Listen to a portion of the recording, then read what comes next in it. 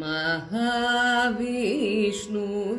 மார்பெனும் மணி பீடமதனில் அமர்ந்தருள். மகாவிஷ்ணுவின் மார்பெனும் மணி பீடமதனில் அமர்ந்தருள். மன்மதனை ஈன்றருளும் தாயே தயாநிதியே மகாமாயே.